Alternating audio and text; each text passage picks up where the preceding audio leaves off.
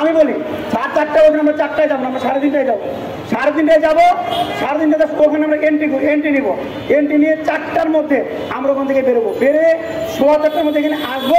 কি ফলাফল ওখান থেকে আসে, যদি এই 4টার মধ্যে আমাদের কতদিন ফলাফল না আসে, আমরা 3টা মতো এখানে বসতে যাচ্ছি। এরা যদি না আসে তাহলে আমাদের যে মার্চ টু সচিবালয় সেটা আমরা কন্টিনিউ রাখবো। আমরা এখনই যাচ্ছি, আমরা এখনই যাচ্ছি, আমরা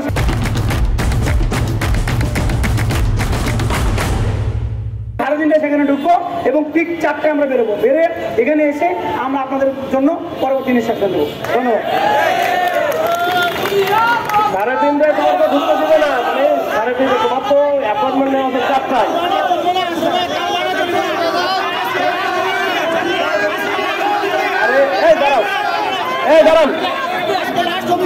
আরে দাঁড়ান ভাই, জোর দিয়ে সবকিছু হয় না, গায়ের জোরে সবকিছু হয়।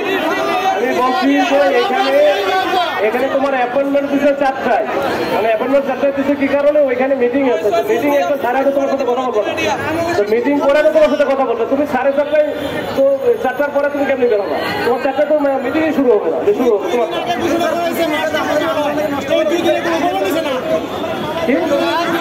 হ্যাঁ, তোমার তো আমি তখন বলছিলাম, প্রথমেই বলছিলাম 4টার দিকে, যখন ইয়ে বললাম যে দ্রুত চলে যাও, তো এটা কি আন্দোলন নষ্ট করার জন্য?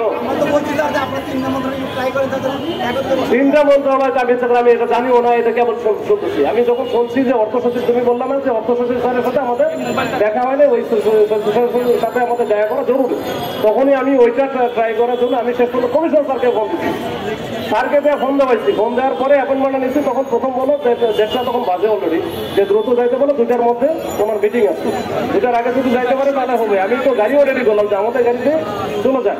আচ্ছা যাই হোক, এখন যেটা তো হয়ে গেছে, এখন যেটা হচ্ছে 4টার সময় বলছে তোমরা চলে যাও, গিয়ে তার সাথে কথা বলে তোমাদের কোন বিষয় আছে এটা লিখিত যদি থাকে তাহলে লিখিতটা দিয়ে আসবে, লিখিত দিয়ে আসবে, ঠিক আছে?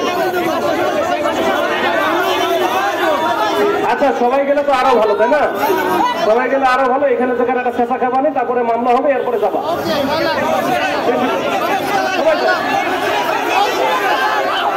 সবাই যাবা, সবাই যাইতে যাওয়া যাবে ভাই, সবাই তো যাওয়া যাবে না ভাই, এটা কথা বলে লাগবে।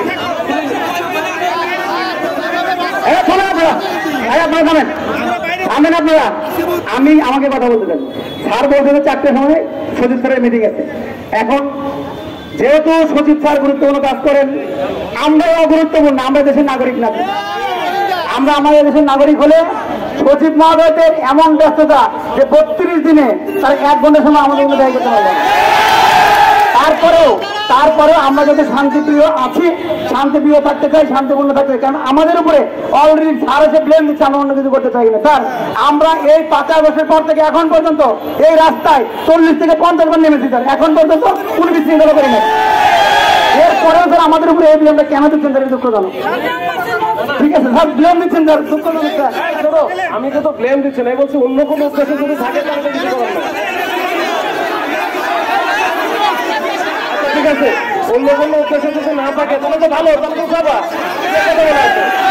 কথা বলা আছে ভাই, এখানে শোনো, এখানে তোমার এখানে কতজন আছে? ধরো 500 জন আছে, ধরো 500 জনের মধ্যে সবার ব্যাপারে কি তোমার সবকিছু জানা আছে? এর মধ্যে এমনও তো থাকতে পারে, দুষ্কৃতিকের অনেকে থাকতে পারে না, বিশৃঙ্খলা সৃষ্টি করার চেষ্টা করতে পারে না, থাকতে পারে ভাই। আমার এখানে এই যে হাজার হাজার লোকজন আছে আশেপাশে, তার মধ্যে কি আছে আমরা সব জানি, আমরা সব জানি। আমি ওটাই বলতেছি যে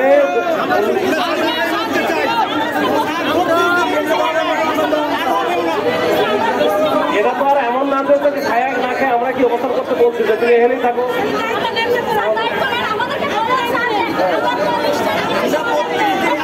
আমি নিশ্চয়তা কেউ না, এখানে নিশ্চয়তা দিকে বললাম তো, এখানে যেখানে পলিসি মেকিং হয়, যেখানে ডিসিশন মেকিং হয়, ওখানে গিয়ে বলো, তোমাদের লিখিত দাও, তোমার মৌখিক হয়ে বলো, নিজে গিয়ে বলে আসো, ঠিক আছে? যাও। এখন শোনেন, আমরা শান্তিপূর্ণ আছি, শান্তিপূর্ণ থাকতে চাই। আমাদের কিন্তু আজকে উঠে দিলে পরে বসতে পারবো না, বিষয় কিন্তু এমন না, ঠিক আছে? বিষয় কিন্তু এমন না। আমরা 4টায়, জাস্ট 4টায় দিব, আমরা 4:30টার মধ্যে এখানে আসবো, আমাদের তো আরো আধা ঘন্টা সময় থাকবে।